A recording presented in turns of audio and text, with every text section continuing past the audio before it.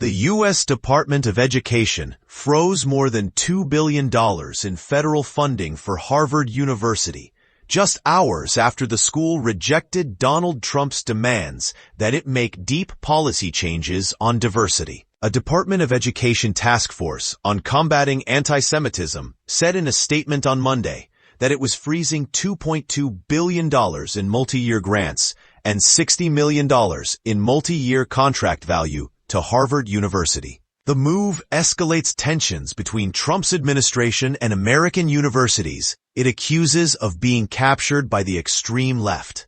The Trump administration has frozen hundreds of millions of dollars in federal funding for numerous universities, pressing the institutions to make policy and other changes, citing what it says is a failure to fight anti-Semitism on campus. Deportation proceedings have begun against some detained foreign students who took part in pro-Palestinian demonstrations, while visas for hundreds of other students have been canceled. The crackdown has raised concerns about speech and academic freedoms. Harvard on Monday rejected the government's demands to end diversity efforts in order to receive federal funding. The university said if it yielded to the demands, it would stifle the intellectual freedoms of faculty and students. Harvard President Alan Garber wrote in a public letter that demands made on Friday by the Federal Department of Education would allow the federal government to control the Harvard community and threaten the school's values as a private institution devoted to the pursuit, production, and dissemination of knowledge.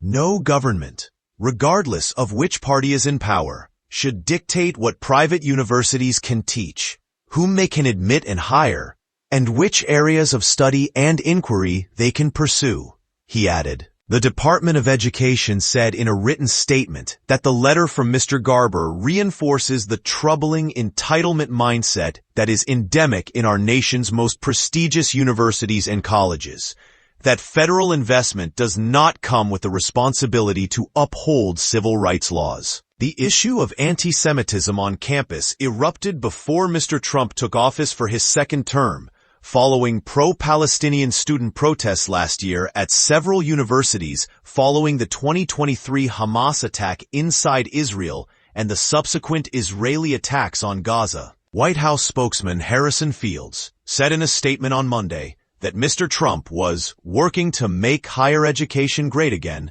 by ending unchecked anti-Semitism and ensuring federal taxpayer dollars do not fund Harvard's support of dangerous racial discrimination or racially motivated violence. In a letter on Friday, the Department of Education stated that Harvard had failed to live up to both the intellectual and civil rights conditions that justify federal investment. The department demanded that Harvard work to reduce the influence of faculty, staff, and students who are more committed to activism than scholarship, and have an external panel audit the faculty and students of each department to ensure viewpoint diversity. The letter also stated that Harvard by this August must only hire faculty and admit students based on merit and cease all preferences based on race, color, or national origin. The university must also screen international students to prevent admitting students hostile to American values, and report to federal immigration authorities foreign students who violate conduct rules. Last week, a group of Harvard professors sued to block the Trump administration's review of nearly $9 billion in federal contracts and grants awarded to the school. The Trump administration is reportedly considering forcing fellow Ivy League school Columbia into a consent decree that would legally bind the school to follow federal guidelines in how it combats anti-Semitism. Some Columbia professors, like those at Harvard, have sued the federal government in response. The government has suspended $400 million in federal funding and grants to Columbia. Mr. Garber said the federal government's demands that it audit the viewpoints of its students, faculty, and staff to ferret out left-wing thinkers generally opposed to the Trump administration clearly violated the university's First Amendment rights to freedom of speech.